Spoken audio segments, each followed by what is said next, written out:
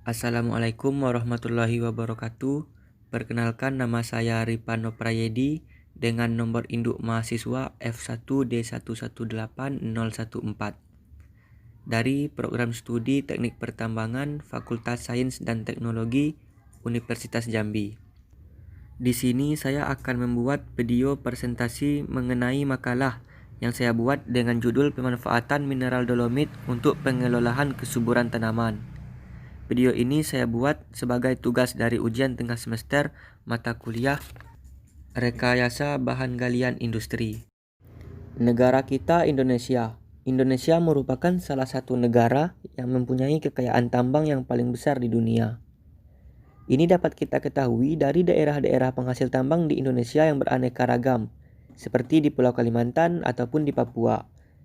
Tidak hanya itu, dapat kita pelajari dari sejarah proses pembentukan permukaan bumi. Negara Indonesia memiliki potensi penghasil bahan tambang karena dahulunya saat pembentukan permukaan bumi terjadi proses sedimentasi, serta beberapa daerah terdapat bekas bentukan pergunungan yang mungkin pada zaman ini telah menjadi lautan ataupun ada yang menjadi daratan.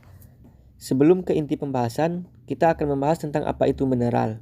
Mineral merupakan sumber daya alam yang pembentukannya memerlukan waktu yang jutaan tahun dan sifat utamanya tidak terbarukan.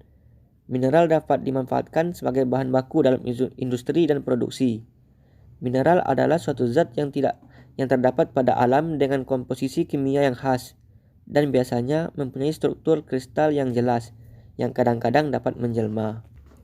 Bahan galian di Indonesia beraneka ragam. Contohnya yaitu dolomit. Kita akan membahas tentang apa itu dolomit. Dolomit merupakan suatu mineral karbonat anhidrat yang terbentuk dari kalsium magnesium karbonat.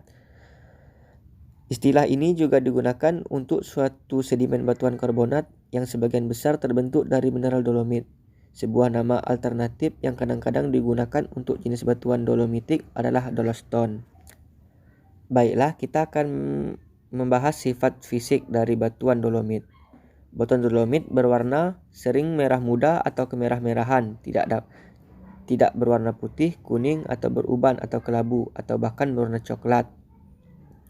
Batuan dolomit berkilap seperti mutiara. Sifat terhadap cahaya adalah transparan, tembus cahaya, perpecahan sempurna di tiga arah yang berbentuk rombohedron, belahan konkoidal, kekerasannya adalah 3,5 sampai 4, spesifik gravity adalah 2,86, warna lapisannya warna putih. Karakteristik yang lain tidak sama dengan batuan seperti kalsit, berbuih dengan lemah dengan cuka yang hangat atau ketika lebih dulu berbubuk dengan HCl yang dingin. Mineral yang berhubungan dengan dolomit meliputi kalsit, mineral biji sulfida, fluorit, barit, kuarsa, dan ada kalanya dengan emas. Berikut sifat kimia batuan dolomit. Dolomit termasuk rumpun mineral karbonat.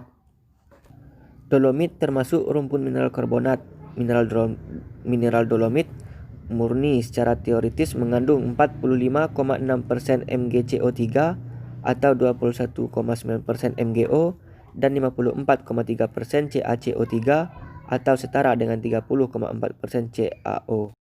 Berikut kita akan membahas penyebaran mineral dolomit di Indonesia. Pertama yaitu di Provinsi Jawa Barat, dijumpai di daerah Cibinong, Bogor yaitu di Pasir Gedongan. Dolomit di daerah ini umumnya berwarna putih abu-abu dan putih, serta termasuk batu gamping dolomitan yang bersifat keras, kompak, dan kristalin. Yang kedua terdapat di Provinsi Jawa Tengah yang dapat dijumpai di daerah Pamotan, tepatnya sekitar 1 km di sebelah timur Laut Pamotan. Jebakan daerah ini berupa batuan dolomit atau batu gamping dolomitan. Ketiga, terdapat di Provinsi Jawa Timur, dijumpai di beberapa daerah yaitu di daerah Gunung Ngaten dan Gunung Ngembang, ataupun di Tuban yang terdapat pada bagian atau formasi batu gamping yang berumur Pliosen.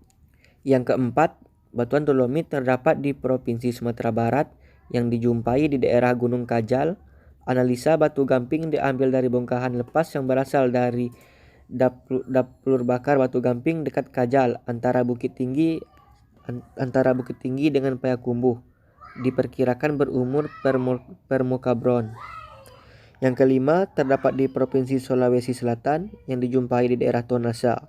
Beberapa contoh batu gamping yang berasal dari Tonasa telah dianalisa. Hasilnya menunjukkan bahwa contoh tersebut adalah dolomit yang berumur Eosen dan merupakan lensa-lensa dalam batu gamping. Yang keenam yaitu di Provinsi Papua yang terdapat di daerah Abe Pantai, sekitar Gunung Sehajiro, Gunung Mer, dan Tanah Hitam dengan kandungan MgO sama dengan 10,7% sampai 21,8%. Yang merupakan lensa-lensa dan kantong-kantong dalam batu gamping. Berdasarkan analisis seragam, pemberian pupuk dolomit maupun pupuk organik memberikan pengaruh tidak nyata terhadap tinggi tanaman kacang tanah. Terjadi interaksi antara pupuk organik dan pupuk dolomit yang memberikan pengaruh tidak nyata terhadap tinggi tanaman kacang tanah. Pertumbuhan tanaman kacang tanah kurang maksimal dikarenakan kebutuhan air yang diserap tanaman kurang. Hal ini terjadi karena penanaman kacang tanah dilakukan pada awal musim kemarau, sehingga intensitas hujan yang terjadi semakin menurun. Pemberian air yang dilakukan selama pemeliharaan sudah maksimal, tetapi kondisi lahan yang panas dari sinar matahari mengakibatkan air mudah menguap sehingga lahan cepat mengering, sehingga air diserap tanaman lebih sedikit. Pemberian pupuk dolomit maupun pupuk memberikan pengaruh tidak nyata terhadap jumlah cabang per rumpun tanaman kacang tanah. Terjadi interaksi antara pupuk dolomit yang memberikan pengaruh tidak nyata. Hal ini juga diduga dipengaruhi oleh sifat genetik dari tanaman tersebut. Bukan itu saja, dolomit juga berperan sebagai unsur hara pada proses pembelahan dan perpanjangan sel.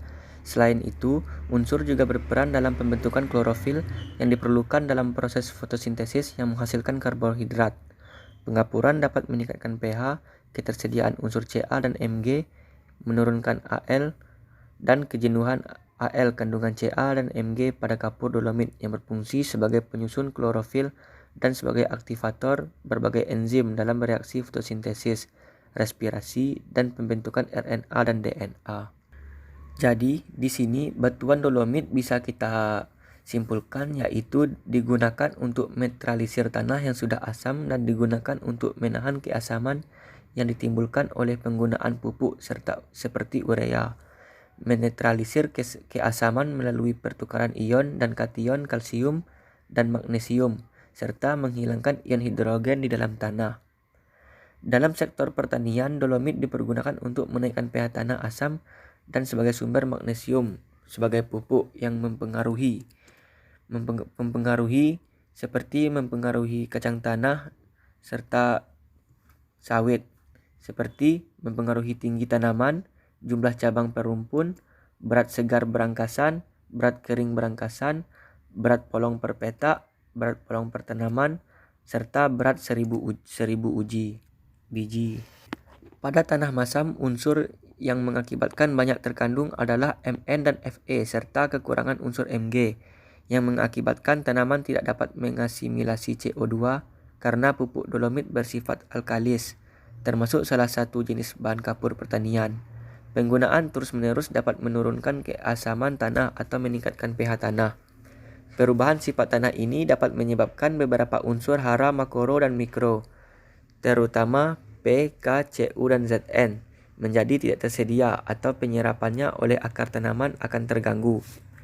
Di sini kita akan menjelaskan faktor-faktor yang mempengaruhi keaktifan dolomit sebagai pupuk Mg untuk tanaman perkebunan yang belum sepenuhnya diketahui dan perlu diteliti lebih jauh. Penelitian yang perlu mendapatkan prioritas antara lain: yang pertama yaitu kehalusan butir, jenis dan kadar unsur yang terkandung, metode analisis pupuk untuk mendapatkan keefektifan, serta kemungkinan penggunaan dolomit untuk berbagai macam tanaman perkebunan pada tanah beraksi netral sampai alkalin. Batuan dolomit dapat digunakan sebagai pupuk.